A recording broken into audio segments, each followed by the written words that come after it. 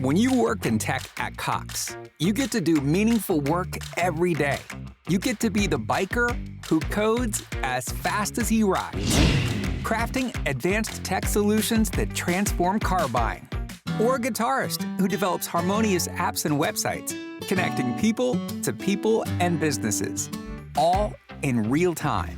A savvy soccer mom running solution sets as passionately as she runs gameplays. Be the super secret keeper, designing cybersecurity systems to protect private data and websites. A planet protector, expanding EV battery life and inventing more ways to build a better future for all. When you work in tech at Cox, you get to do career-defining work that solves the greatest problems of our time. Join us and connect to work that improves lives, including yours. Learn more about our family of businesses at cox.career/tech. Imagínate escuchar tu canción favorita como si fuera la primera vez. Te presentamos el totalmente nuevo y reimaginado Nissan Kicks con sonido Bose Personal Plus y bocinas en la parte superior de los asientos para crear una experiencia 360. Jamás has escuchado algo así. Reimagina tu música y tu forma de manejar. Descubre el totalmente nuevo y reimaginado Nissan Kicks en nissanusa.com. Función disponible. Bose es una marca registrada de The Bose Corporation.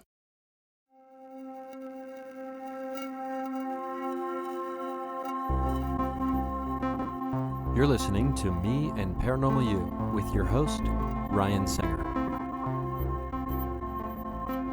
It's more fun to believe. Third year bonus. We are the 7. Did you hear that? Hey, everybody, welcome to the program. This is your buddy Ryan Singer. Let me turn this down just a smidge. I think we're getting blasted on volume. So let me do that. Make sure you don't get too blasted. Welcome to the program. Sorry, this is a strange drop time, but I was, as you know probably, if you listen to the show, I was out of town and doing an investigation at a Florida location, and boy, oh boy, when we make Florida trips, we come back slightly changed every single time. So I hope you've been doing well. We are coming upon Halloween very quickly. I cannot believe, I'm trying to think the last time, if ever, I've even really done a proper Halloween. And my buddy and your friend as well, Nigel, has been really busted. Yeah, okay, hold on. Yes. I'd like to get in on this. Yes. I would like you're to interrupt. And you're in charge of the, yes, of the push-ins. I'm interrupting because I'm in control of the buttons. That is correct, right? Yeah, the button pusher. It is no surprise to me, and it's probably no surprise to the listener Okay. that you're sporadic and, dare I say, erratic. Oh, there you did, I guess. Posting and content scheduling has made it not a shock at all to the system or to the mind, to the heart, or to the soul of the listener that you haven't had a proper Halloween episode in quite some time. Do you even know when Halloween is? Yeah. I'm the host of a paranormal podcast. Do you even know when Halloween is? It's the end of October. It's the end of October, Nigel. The end of October. Okay. Yes, right. Usually Usually. the 30th or always. 31st or something, right? I think you mean I don't think always. it's... Always is the way This you mean, is right? gonna... yeah, I'm a Christmas guy. You know, I love Halloween, but I'm also... yeah. But everyone knows I'm a Christmas guy. Oh, you're a Christmas guy. So, wow. I bet Yes. you don't forget Christmas Day, do you? December 25th. But do you have a Christmas-themed podcast? I don't think you do. No, I don't. Paranormal. Many people associate that with ghosts and monsters, cryptids and the supernatural. In my... And yet you said 30 or 31st. Well, in fact, it's the 31st run. Every year. In my defense, the I can same never... day, I can every. I can never remember if there's 30 Yeah. or 31 days out in So October. we're going to do one this year, and I'm going to be in charge. Okay. Oh, you're going to be in charge. In fact, I will be. Yes, Oh, I'll be in charge of it. I'll probably be hosting it. oh, you're going to host it. Okay, I see. Yes, indeed. We'll probably have some stories, and we'll probably have some other thoughts and ideas. I was going to ask you what was. 100% will be more prepared. I've already worked on it, actually, because it's less than a week away. Well, I I appreciate like to be more that. prepared than that. Yeah, of Indeed, course. I do. Of course you do. I Yes. might even get my friend Idris Elba to come on the program. Oh, you're friends with I Idris know Elba. Idris. Oh, Well, you do. I know you've. of him. We, Ah. we haven't chatted or spotted tea or nothing. Oh, the truth comes out, doesn't it, Nigel? Well, more about that. I'll let you get back to the program. Just wanted to give that announcement. We'll have a Halloween episode for Okay. all the listeners. Well, I appreciate Very that. good then. Yes. Very well. Very good. Signing off. Good. Sign off then. Okay, so Nigel's going to be hosting a Halloween episode here coming out, on the 31st of October, because that is Halloween. Although I don't know if he should come out on the 31st. People are going to be partying and doing their things. I don't know if they're going to be listening to the podcast, but nonetheless, they can listen to it later, I suppose. I'm sure Nigel has already thought about all of that. So anyway, welcome to the program, Me and Paranormal You. This is your host, Ryan Singer, and that was the producer, Nigel, chiming in as he's wont to do from time to time. I have to let you know that I just got back from Florida, a handful of days ago, and boy, oh boy, am I still decompressing. I don't know exactly what to make of everything, but I can tell you this. It was a wild ride from beginning until the very end. I arrived at the property. I arrived at the property probably at 1:45 in the morning after taking a West Coast flight to East Coast to Central Time and then driving to East Coast times. So I had about a 90-minute drive after I landed. I got to the property around 1:45 in the morning, and talk about driving into a property at a spooky time, especially a property where I've had insane experiences. One of them, pretty traumatic about 5 years ago, but we're working through it. We're coming out on the other side of all that. Nonetheless, arriving at 1:45 in the morning, and then I get out of this rental truck. They upgraded me. I had the manager's special. Oh boy, did I feel special getting the manager's special. And they gave me a Toyota Tacoma. And I was like, this isn't great gas mileage. Like I picked an economy car because I want great gas mileage, but I took it anyway. I've never driven a truck, or at least for any duration of time. The last time I drove a truck any great distance, because my dad has a truck. He has like a Ford F-150. And a few years back, I was driving a truck. I think I've told this story on the show before. And it was at night. I was driving down to Go Bananas Comedy Club in Cincinnati from Dayton, Ohio, and a tire fell from the sky and landed on the front of the car, or the trunk, the hood, of the truck, and then kind of flew off diagonally from driver's side to passenger side, and ripped off the antenna, put a huge dent in the truck. I mean, I was inches away from probably, potentially being killed in that thing. Someone's entire wheel had flown off their car while driving on the opposite side of the freeway. It starts rolling, and it starts bouncing, and it bounces so high. It bounces over the median into the sky where it's like raining a tire. And I was just driving in the fast lane because I like it fast. And so next thing you know, in the blink of an eye, this object appears, hits the thing. I didn't even know what happened. The radio just went from a radio station to just very loudly in the car, because I like to jam my tunes at a high volume, when I'm really feeling my John Denver. And then I didn't know what happened. It took me a couple miles to even pull over because I was just so in shock. Anyway, so now I'm driving this truck on the highways and the byways of Florida late at night. I get to the property around 1:45 in the morning, and I get out to grab my luggage and go into the house, and it is eerie. It is eerie, creepy. It is Goosebump City at this place. I get in there, everybody's pretty much asleep, and then, sooner or later I snoozed out myself, woke up kind of early, made another airport run to pick up Dr. Rebecca Foster, who's been a guest on this program, who joined us on this expedition. And boy, was that an amazing addition to the investigation team. What a time we had. Now, I'm going to hit on some of the things that happened, I suppose, to a certain degree, as I wrap my brain around it still, trying to fully comprehend everything that happened and try in a way to where I can articulate it to you in at least a way that you can understand its effect on me as a person, and do I have outlooks that have changed or morphed since that trip, that from where they were before to where they are afterward. And the answer is always yes. We take in new information, we change our opinions of paranormal phenomena, we change our opinions of approach, of synthesizing, of examining, of investigating, of even potentially how we experience something. That's an interesting conversation. Maybe we'll get into today. Do we have control over the way we experience something? Something as specific as the paranormal or the supernatural?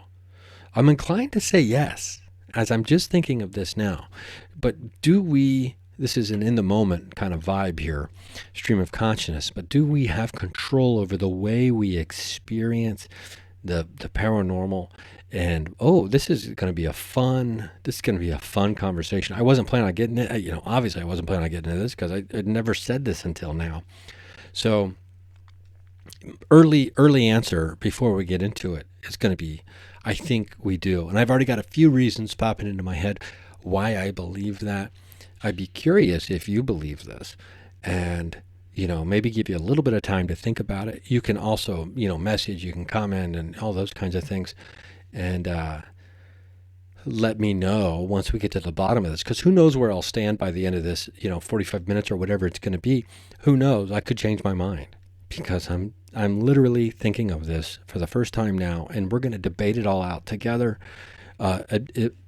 amidst tidbits and stories. And I don't have any audio queued up for this for you, so we're not going to be doing any examination of audio like we did last week, which if you haven't listened to that, I implore you to go ahead and listen, because it was pretty cool. And that's the music, meaning we're going to take a quick break. That's why I was kind of stalling there, because I knew that was coming.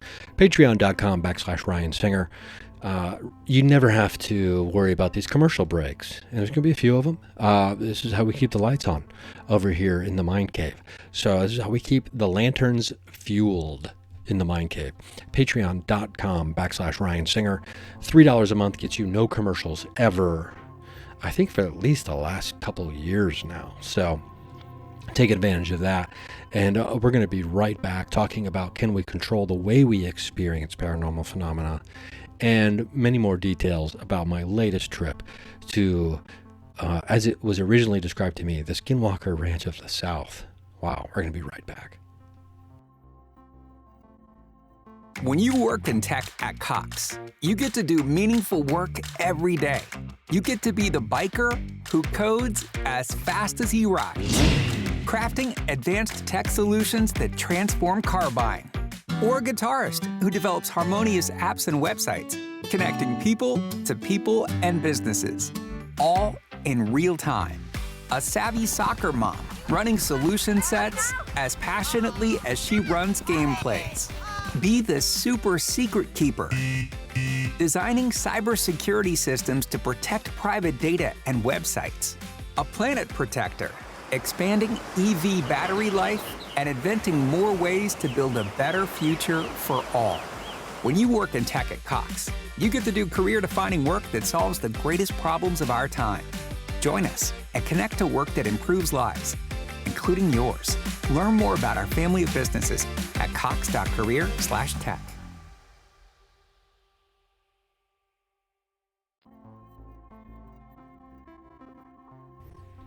Okay, I'm back, and I hope you're back with me. Thank you for listening to the program. Today we're getting into some details about the paranormal investigation that has been ongoing and long-form. A long-term investigation happening at an undisclosed location in Florida, and with the homeowners request and allowance. It's kind of a mutual appreciation and a mutual benefit situation happening between the research team and the people who live there. Everybody's getting something very profound and I think meaningful at the end of the day out of the work that we're doing there. It's weird to call it work because it really doesn't feel. I mean, we have, as you can imagine, and as I've talked about here, there is a strong point of emphasis on having fun in all the things that I do. And, our work should be fun. And I hope your work is fun, and I hope you find joy in your work. That doesn't mean it's a joke, and it doesn't mean we're goofing off the whole time, but we definitely leave oxygen in the room for laughter. And we had a ton of that. Great combination of people were there.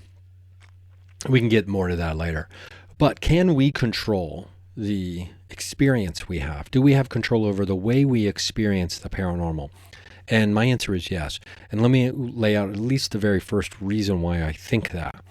And that is because we are in control of our perspective, and through what we consume, what we read, what we choose to learn, and what we also make a choice in being open-minded to certain things. I have been called out by this ITC device at this property, calling me defensive about the religion I was raised in and therefore affecting my beliefs. And I get called out by a device that catches my attention, right?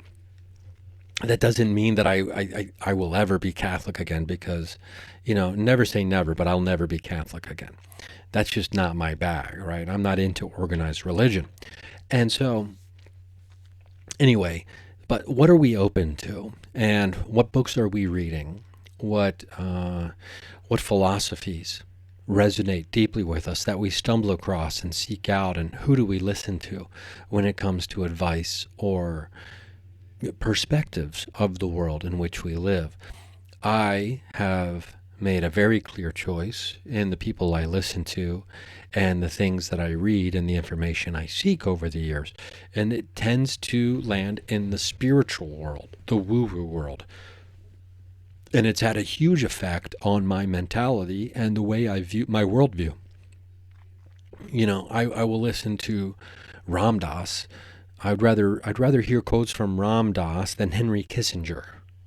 Or, I'd rather read the prophet than, some great political, iconic text like that shapes the views of the politicians of the world, things like that, right? So I'm getting into woo-woo, spiritual, et cetera, for a long, long time now, and that has affected my worldview. It influences the way I experience things, because now I have a very particular framework that has been built on purpose to a certain degree, even if I'm not aware of doing it on purpose, of the way I process information when it comes into me now. Or into my senses, or into my world, whether it's slammed in or whether it's sought out. So I am framing things through a very specific reference of being hyper obsessed with the spiritual, the woo, the esoteric, and the paranormal and the supernatural, as opposed to the materialistic and the physical. It's not physicalism that I'm into. It's idealism. It's not materialism, it's spiritual. And so in that way, I have very much shaped and controlled the way I experience paranormal phenomena. How, when something happens, I'm trying to frame it as what is its connection to me and to everything else, as opposed to what is it, how do I measure it? For example, something like that. And not being Catholic anymore, not being religious in that way whatsoever, I have very much controlled what I am, how I am framing, or how I am experiencing certain paranormal activity. I don't walk into places anticipating or expecting to encounter demons, because demons have a very religious connotation to me. Now, is there dark or malevolent energies? Yes, I do believe that is true. I believe that's the case. Now, I will use the word demons from time to time. Like if I smell sulfur, I'm going to be like, there's a demon in here. I'm getting out of here. But you know what I mean?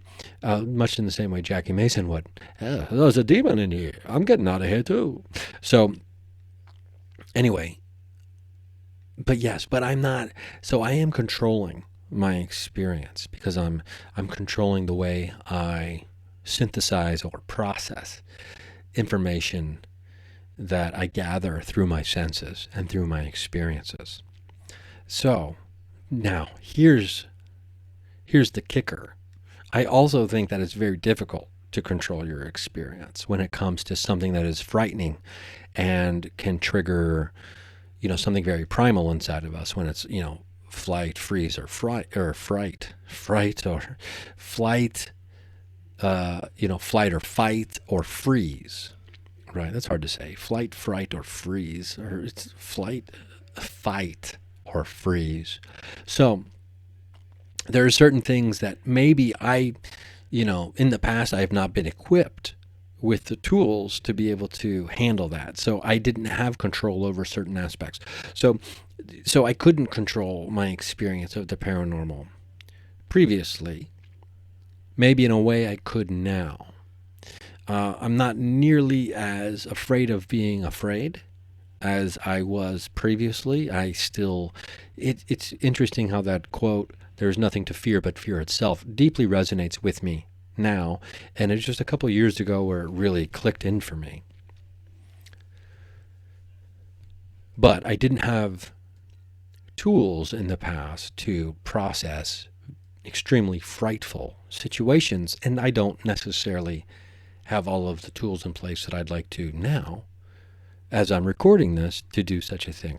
If there was a primal scream in the woods at night, it would scare me. I have been outside at night in the woods very recently, and actually quite a bit lately, in Mutilation Ranch and now Florida, and heard noises, animal noises and things, and even though they can be explained away, they're still scary. They still scare me. As a definition of scary, something is scary if it scares me. And what does that mean? I don't completely feel safe in the moment. That is a tough thing to accept and deal with, especially when it's in the dark and you can't put a face or a thing or an image to it necessarily. So your mind doesn't just jumps to whatever else is the scariest. At least that's how my mind works. I used to tell my friends nothing good ever happens in the future in my mind. So when there is an unknown component in something happening and my mind has to fill in the blank, it will always fill in the most extreme example. I don't know if you're like me in that way, but that's how my brain works. It goes to the scariest, the biggest, the baddest, the worst, the most bloodthirsty, whatever it is. That's where my brain goes, and it just assumes that's the thing. And then we can work backwards down to a mouse making a noise. Anyway, we're going to talk more about this when we get back. Just a reminder, patreon.com/Ryan Singer. No commercials ever. Thank you to the patrons. Golly, thank you so much to the patrons over there. I think we're like at an all-time high over at the Patreon. Because you can be a free member. Go over there and be free. Be free. I love freedom. Go over there and be free. You still get some stuff. You don't have to pay me any money. Just go over there and be free. Okay, we'll be right back. When you work in tech at Cox, you get to do meaningful work every day. You get to be the biker who codes as fast as he rides, crafting advanced tech solutions that transform car buying. Or a guitarist who develops harmonious apps and websites, connecting people to people and businesses, all in real time. A savvy soccer mom running solution sets as passionately as she runs gameplays. Be the super secret keeper, designing cybersecurity systems to protect private data and websites. A planet protector, expanding EV battery life and inventing more ways to build a better future for all. When you work in tech at Cox, you get to do career-defining work that solves the greatest problems of our time. Join us and connect to work that improves lives, including yours. Learn more about our family of businesses at cox.career/tech.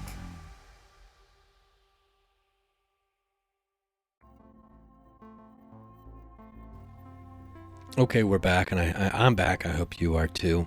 We're talking about, can we control our experience when it comes to the paranormal. We're also talking about some details about Florida and some other things.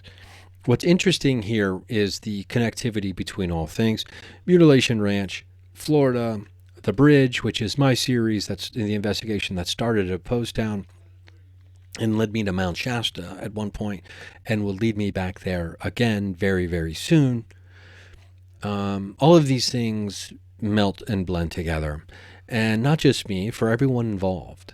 And I feel like what is truly interesting is the connectivity between all things through consciousness is the foundation of the universe and our experience within it. And we get these meat suits, right? And we get to get anchored into a physical plane amidst the non-physical plane of consciousness. And it allows us to, play around a little bit in the sandbox, as I've heard Earth described as a 3D sandbox, a recess, a playpen area for physical beings, for ethereal beings when they want to take the physical form and remember what it's like to have tactile, sensory experiences, which is a fascinating way to think about it. Is that accurate? I can't tell you. I don't have all the answers to the universe. But it is a very physical, tactile experience here as human beings. And I love the way things taste. I love the way things feel. Sometimes I hate the way things taste, and sometimes I hate the way things feel. That's part of the game, I suppose. That's part of the arrangement that we get here. You can't have one without the other, it would seem, even though it would be delightful if we could. And I guess that's what heaven and hell are about. You only get one or the other. Neither one sounds ideal. Now, although heaven doesn't sound less than ideal, I should say. But what we've got here is, can you control your experience in regards to the paranormal? And I am inclined to think that partly no. Partly no. When it comes to something you've never experienced before, or we've never experienced before, we can do our best to prepare ourselves and equip ourselves with the proper tools that we believe will serve us in such matters. Never can we understand how we'll truly react until we are faced with something, including some of our greatest fears. I experienced probably one of my greatest fears in Florida this time, and it was normal instead of paranormal. I guess I'll tell you about that. It was a real hootenanny after I moved past it, but I had probably one of the greatest fears of my life realized. And I have had multiple friends have their lives disrupted and really wrecked, at least for short to medium long periods of time, because of Lyme disease, which is transmitted, as you know, through ticks, the insect which I will never understand its purpose or need in this life. I try to love everything and everyone, but when something lives off of my blood, I will not abide. I just can't abide a bloodsucker. And they bother me on a deep level. These ticks bother me on a deep level just because of who they are and what they do, but also in what they've done to people that I care about. So there are ticks in the woods in Florida, as you might imagine. I had 2 of them on me at the same time in let's just say the pubic region last time, and it was less than enjoyable trying to get those bastards out. I was freaking out a little bit because I just happened upon them as I lie in bed, and then as you can imagine, I woke up in a fright. So this time we're in Florida, and it's colder. It's getting to the low 40s at night, so it's pretty cold, and I'm hoping the frost has gotten rid of most of the critters. Well, it turns out it has not. after dinner, use the bathroom, wash my hands. I think I even brush my teeth. And I got this thing now. I'm 48 years old. Sometimes I'll use the bathroom and then I'll brush my teeth. But the running water and something about the brushing of the teeth sometimes will make me have to pee again, right? So I do that. And lo and behold, I see something that I'm not accustomed to seeing. And, this is a little adult. Just a warning here, a trigger warning for those who get squeamish. But we're adults here talking about adult things. I don't know how often you look at your genitals, but it's a daily occurrence for me. And I think for most of us, we've got a pretty good idea how they look and what they should look like on any given day at any given moment. So I'm finishing up a number one, and that's when I realize, oh, that's an interesting thing I'm seeing, because it's not matching up with what I'm used to seeing. And then I first think it's one thing, and which wouldn't have been an ideal situation either. I thought there was some kind of like bursted blood vessel or something. I'm not trying to be too gross here, but and it was not that, which would, by the way, would not have been ideal either. But then I realized, oh, it's not a freckle. This is a tiny bloodsucker. And I go into full panic mode, because my number one thing is a tick. That's the number one thing I'm afraid of in the woods, probably. At least in a very practical, real world. Let's just call it that kind of way. A normal world instead of the paranormal world, right? And I see this thing on a place where you don't want it. One of, if not the last place in the world I would want a thing. It was on, let's just say it was at the edge towards the rim of the world, at the tip of, the tip of the spear. Oh my God. I go out into the kitchen and there's probably, 8 people out there. There's actually a doctor there who had come over, a family doctor of the family in Florida was there, interested in the work we're doing, and was there. Very great guy, great to meet him as well, and hung out with us all day and things. And he's there. There's a bunch of people there, and I go, I'm sorry, I need tweezers. I didn't pack tweezers. I almost packed tweezers. I was like, I don't need tweezers.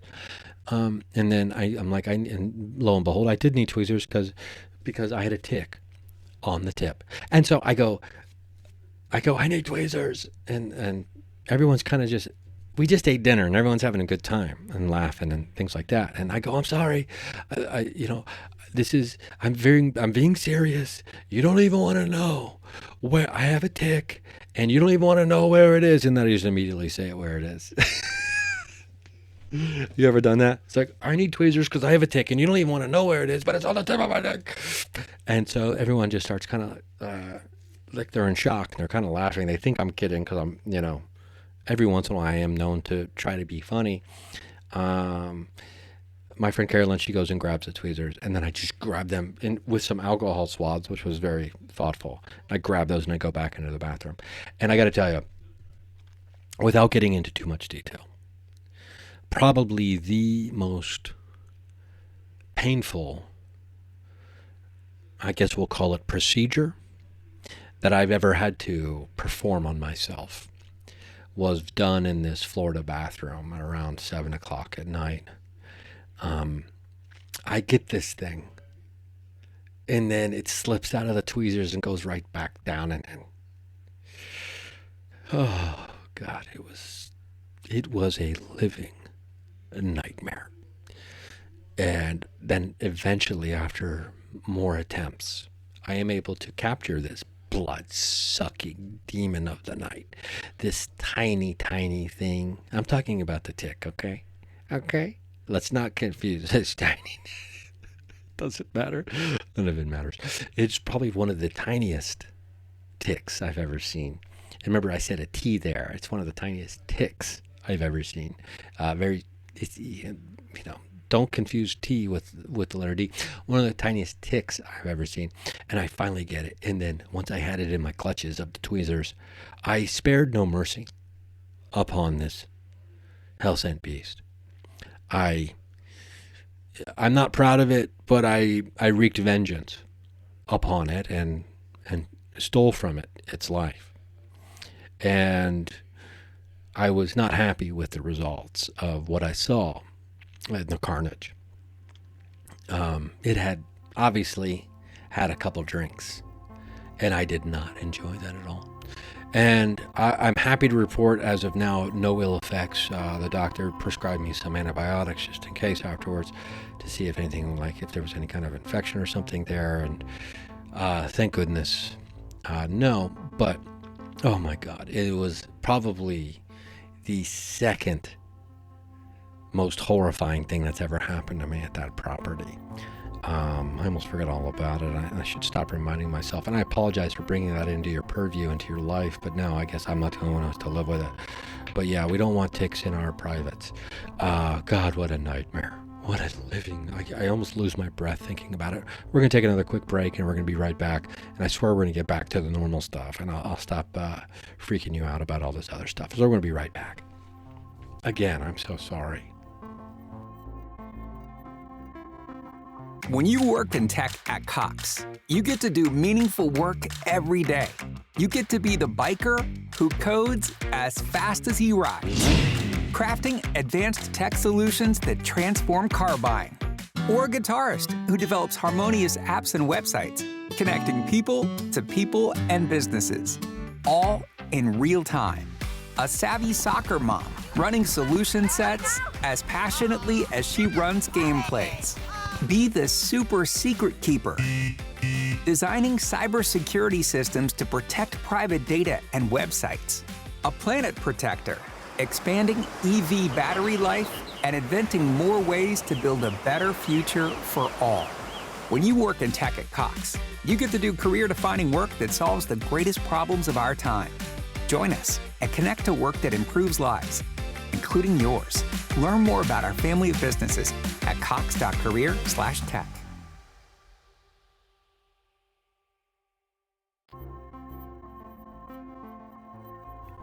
And so I have returned, and again, thrice times over, I hope you have returned as well. This is me and Paranormal, a paranormal podcast where we're talking about ticks in low places. We're talking about our experience and do we have any control over it when paranormal phenomena presents itself to us, whether we're ready for it or not. I would like to think that we can, but ultimately we can't really control our reaction to a moment. If you saw my reaction or witnessed my reaction to this tick in low places, you would understand that I was doing my best to keep it together, and I wasn't fully succeeding all the way. But I'll tell you, everybody really had a good time about this the rest of the whole trip. Everyone thought it was a real hoot. We and including myself, the opportunity for comedy gold was definitely mined with the T on the D. So the T on the T of the D, nonetheless. So okay, moving on. I'm not trying to paint visual images for you. I apologize about that. That's not what this is about. But you understand how none of us. This is a nightmare where none of us want to tick in that region. Okay, moving on. I promise we're moving on.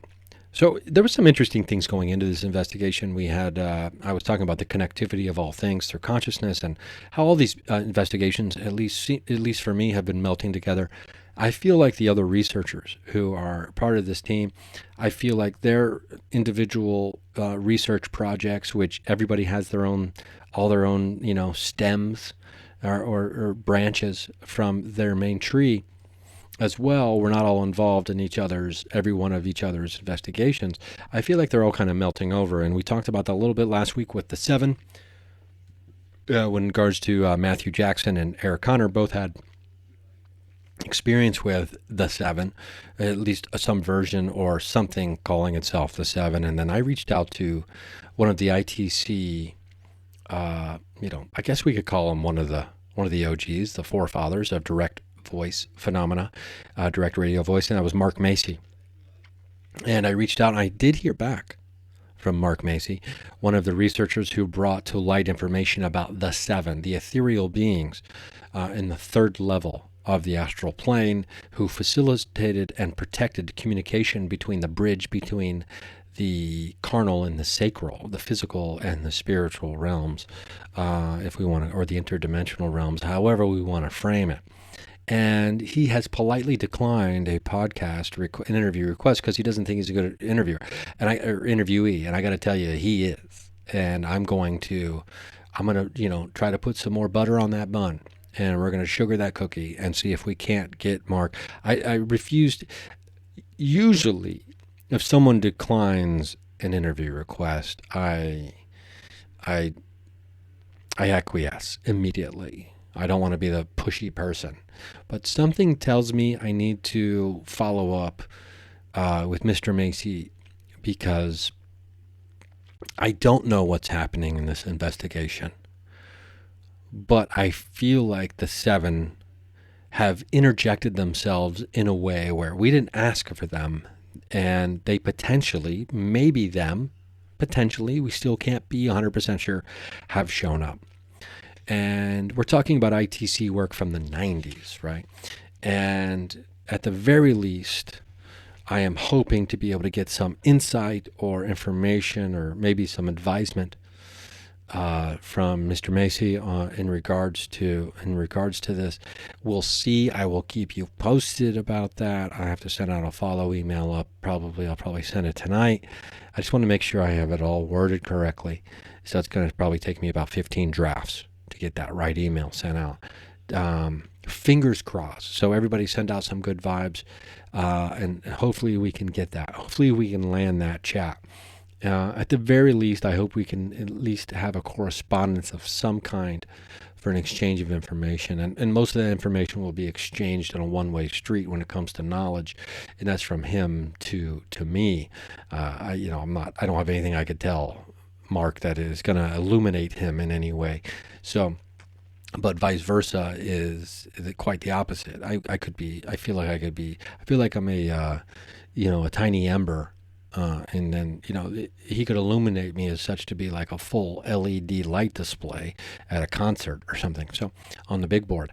So anyway, that's not my greatest example I've ever come up with on the fly, but we're going to go with it. So that's an update on that. But when it comes to the Seven, kind of elbowing their way or gently nudging their way into this investigation with the audio I showed you, or that we reviewed in last week's third year bonus, I believe it was 316. It's fascinating at the very least. Interesting, I would argue, at the very least as well. And at the most, it's potentially profound in a way that could bring forth information that changes at least the lives of those of us involved. I don't sit back and think about this very often. Due to the nature of a podcast and talking about these things, I am forced to at certain times. But when it comes to using a device that potentially communicates with the other side or the other layers of this reality, or the other isness of things, other ises of what we all are, it is mind-blowing to think that we are getting intelligent responses and information from, let's just call it, the great beyond. And what are we doing with that information? Does it resonate? Does it stick? How many times can we ask, what is your name, before we move on to bigger and better things? But let me be clear, I do believe that it is valid beyond argument to firmly and beyond the shadow of a doubt establish the identity of someone or something that is communicating with us or through us, if we can say it that way as well, or through these devices. I do believe that is of the utmost importance. So I think that the establishment of an identity is probably the most burdensome step in ITC communication, or communication with, spirit or alien or intelligence other. It is probably the most painstaking step of the whole process, outside of, or even more so than, the review of audio in such a way, which is also very painstaking, but in a separate way. So I don't think you can be ever too sure of who you're talking with, or talking to, or who is talking to you. I think that is important. So I want to make sure that I want to really hammer this part home. I don't think that asking someone who their name is or who we are talking to over and over again, like every time or something like that, I don't think that is foolish to do. In fact, I think it's fundamental. And being able to build, it's fundamental to the foundation of this. And then once you have established that, and you have established it over and over, potentially, right? Now, hopefully, then you can get to bigger, better, bolder, more complex, more complicated questions, situations, etc. at all. I don't know what that means, what I just said, but I said it. So we're going to be right back. We're going to talk more about this. We're going to talk more about, are the seven part of this investigation? And if so, what does it even mean for us? And where do we go from here? We'll be right back after this short commercial break. When you work in tech at Cox, you get to do meaningful work every day. You get to be the biker who codes as fast as he rides, crafting advanced tech solutions that transform car buying. Or a guitarist who develops harmonious apps and websites, connecting people to people and businesses, all in real time. A savvy soccer mom running solution sets as passionately as she runs gameplays. Be the super secret keeper, designing cybersecurity systems to protect private data and websites. A planet protector, expanding EV battery life and inventing more ways to build a better future for all. When you work in tech at Cox, you get to do career-defining work that solves the greatest problems of our time. Join us and connect to work that improves lives, including yours. Learn more about our family of businesses at cox.career/tech.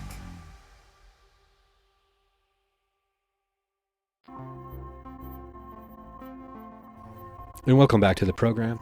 This is your host, Ryan Singer. You're listening to me and Paranormal News, a third-year bonus. That's where I ramble on about, the great mysteries of the universe, as far as I have no clue about them. So, if we're to be honest with ourselves, we can only do our very best at trying to establish who we're talking with, and we can do that on a regular basis if we're lucky. Then we can move on, and we can start having more advanced conversations, much in the same way children are able to have more advanced. I couldn't be recording this podcast when I was 5 years old, right? I have to have a better understanding of the language and of the concepts of and the experiences that must be lived to even be able to discuss such things, or to even know what they are or be exposed to them. So I believe that is our problem as researchers and investigators. We are yet babes in the woods, and this world is, through the eyes of babes, they say. It's like through the ears of babes, potentially. When it comes to ITC research, are we still in these infantile stages where it can be difficult to get into the highly advanced conversations that are super complex? Researchers have been able to accomplish this, and it's not commonplace necessarily, right? And it all depends on whom you're speaking with. If that's how you say that sentence. I felt like dropping a whom, and I don't know why. I just did. Whom am I to challenge why whom am I to challenge why? So that was probably almost certainly an incorrect usage of the word whom. Whomville. You never hear about, you hear about Whoville, but you don't hear about Whomville in any Dr. Seuss books. So moving on, I swear we're moving on from this. It's kind of a brainworm right now, but I'm going to do my best to move on from it. So I think that we're probably still kind of young when it comes to our understanding of the ability to or being able to have that conversation in this investigation specifically, because I do think there are people out there. worlditc.com, you can go to that website, and if you snoop around enough, you'll be able to find some really compelling ITC results. So I believe that is the website. So anyway, I believe we're still early on enough to where we haven't been able to get the full scope and the full power of the conversation going yet. Hold on one second. Hey, Ziggy, turn on imagination. Okay. That's my Alexa. I call it Ziggy, and I needed more light in here. So now I got a purple light going. So I want to give you some examples of what I mean. We are trying to move this conversation forward, and we've had to, at least on this latest trip, we did incorporate some outside things that we had not done previously. One of them was our good friend Oscar, who you know from when Jessica's been on the program over the years, and even a little bit with Mario, I suppose. But Jessica and I had been in contact before we left, and she gave me some prompts specifically from Oscar. One of them is very, very compelling. Oscar had said some things, 3 very specific things for us to ask about. I won't get into that.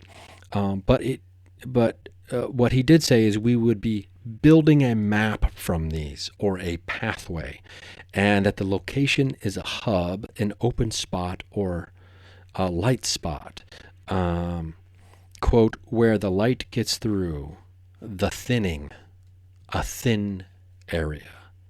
And the purpose of asking for this info won't be clear to me until the next step. So we don't exactly know what that means. And because are we at that next step yet? Not quite yet. Who knows, right? So these things will, upon review of the session where we requested this information of these 3 specific things, we shall see what it means, and we will go from there, right? Also, we have the 7, which are, these ethereal beings from the research of the INIT, Mark Macy and his colleagues from the 90s, identifying these 7 ethereal beings who were the protectors of the bridge, right? This bridge between the carnal, the physical and the spiritual world, the human and the ethereal world. So then we tried to incorporate them at the beginning of ITC sessions with this wonderful device called Prism, which we're very, very lucky to be testing out and using. So there's all kinds of crazy stuff happening. I'm looking through some notes here. I've got I've got a handwritten transcript of one of the Prism sessions. But then we have mapped out, depending on what we get when we first get there. I make an itinerary before we go on these expeditions. And do we follow the itinerary? Not really. No, because you never know what's going to happen when you get there, and when something pops off, you got to pop off you got to follow the pop, right? And but it's good to have a plan in place in case you need one, if nothing's specifically popping off. But we were on this fly. We did this kind of impromptu investigation technique at one point that I think we're just calling Center of the Universe. It was really, really cool. I can't wait. I'll post a photo of the Center of the Universe experiment that we were doing outside. That involved some REM pods and some laser grids, and and people being involved in the middle of it. So we're just tentatively calling that Center of the Universe, but that just kind of happened spur of the moment. We were just hanging out outside, and next thing you know, things start happening, and all these things came together, and we just started doing that, and it was pretty impactful, at least on a spiritual and emotional and things like that level. As far as like gathering physical evidence, I'm not so sure, other than but establishing communication to the things that were there with us, things plural. Yes, it was very powerful, and I can't wait to tweak that or do it again without tweaks, but who knows? I mean, maybe that's when you get lucky and you don't have to tweak a thing, when you just kind of spur of the moment, go with the flow, see what you're feeling, and everybody else just kind of joins in with their own little piece. It's kind of like, it's almost like we were doing paranormal jazz, if I can go as far to say that. But these things have to, you give room for these things to happen, I suppose, and when you have a structure in place that you're initially working from while allowing space and air for other things to breathe. Like, for example, I'm just going to give you some basics. I won't give you the exact specifics because I think it's some private information. But on one of the nights, we were asking for an instruction manual from Prism. We were asking if Prism could lay out an instruction manual for something specific, right? And then another night, we were asking for also instructions for something else, for using something else.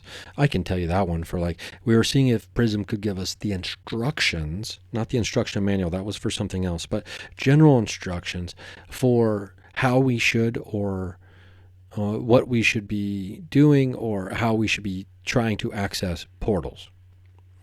And then on another night in advance, we had set up in advance as a main focus of a Prism session to lay out what are the next steps for not only us, the investigation, but for the people who live there. And some other follow-up questions regarding that, like how much longer should this investigation last? Because listen, all good things must end, and we don't want this investigation to end.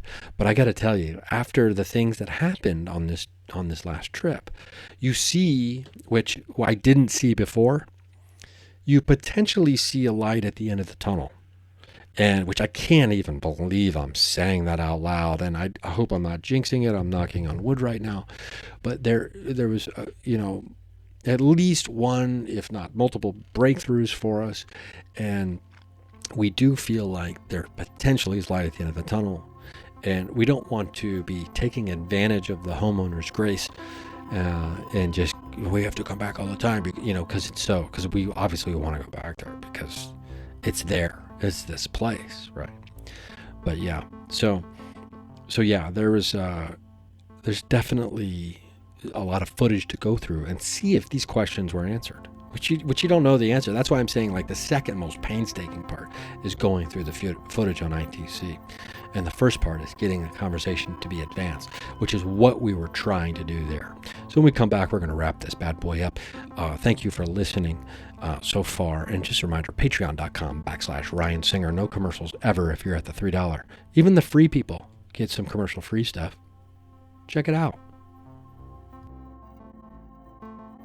When you work in tech at Cox, you get to do meaningful work every day. You get to be the biker who codes as fast as he rides, crafting advanced tech solutions that transform car buying, or a guitarist who develops harmonious apps and websites, connecting people to people and businesses, all in real time. A savvy soccer mom running solution sets as passionately as she runs gameplays. Be the super secret keeper, designing cybersecurity systems to protect private data and websites. A planet protector, expanding EV battery life and inventing more ways to build a better future for all. When you work in tech at Cox, you get to do career-defining work that solves the greatest problems of our time. Join us and connect to work that improves lives, including yours. Learn more about our family of businesses at cox.career/tech.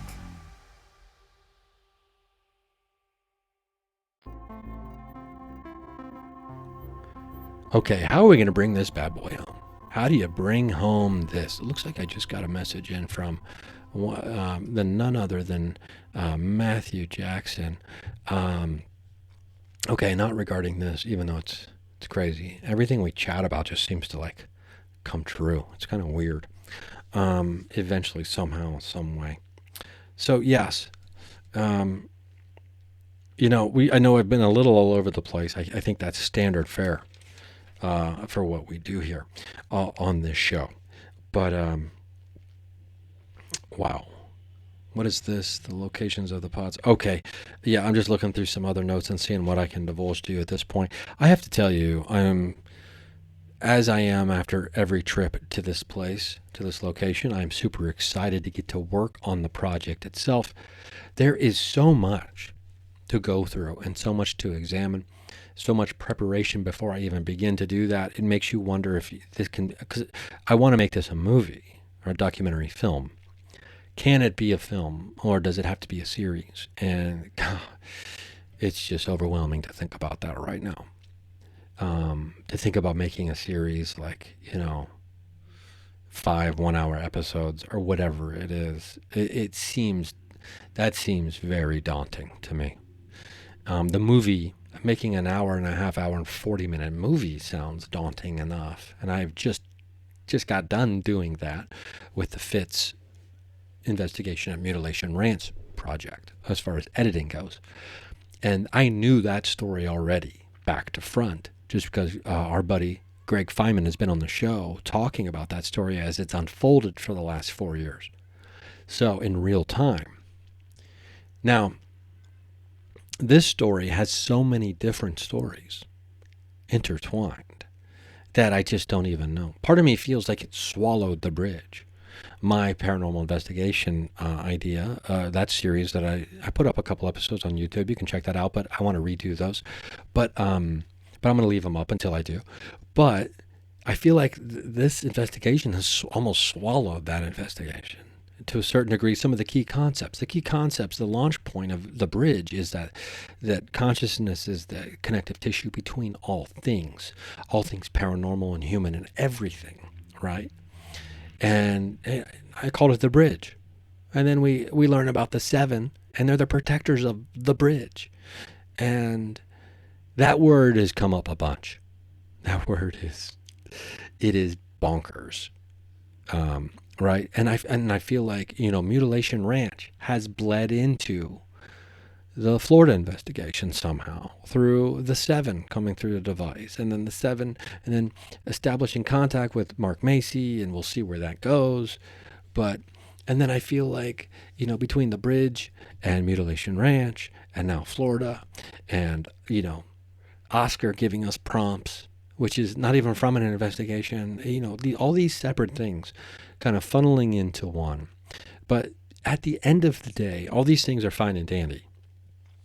And it's exciting and it's thrilling, in fact, to think about that all of these different things might even have just the tiniest part of a bigger story, that is this Florida investigation.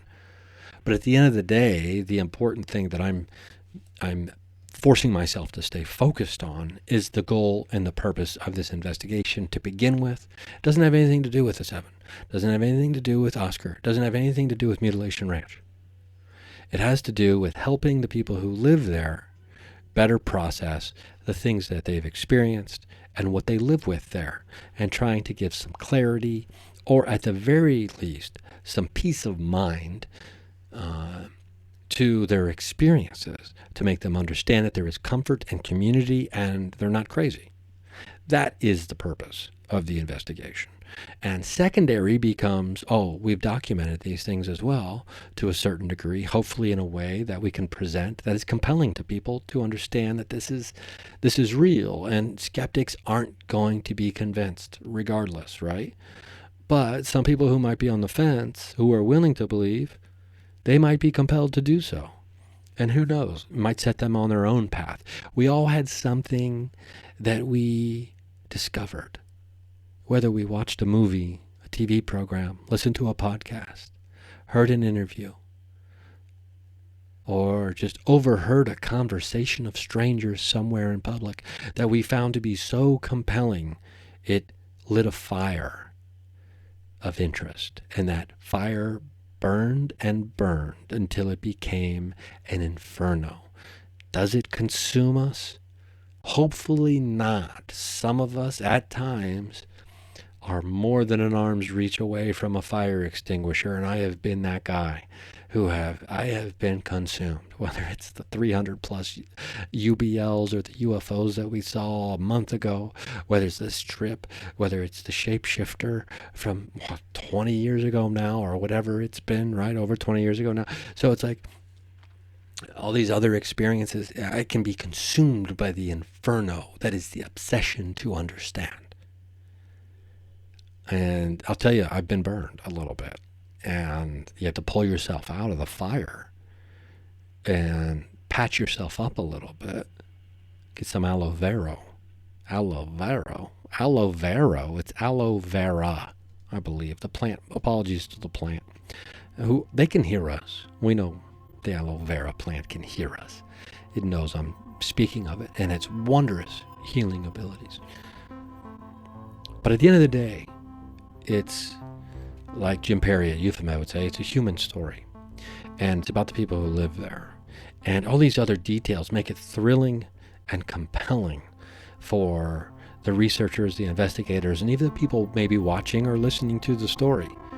But it's ultimately not what it's about.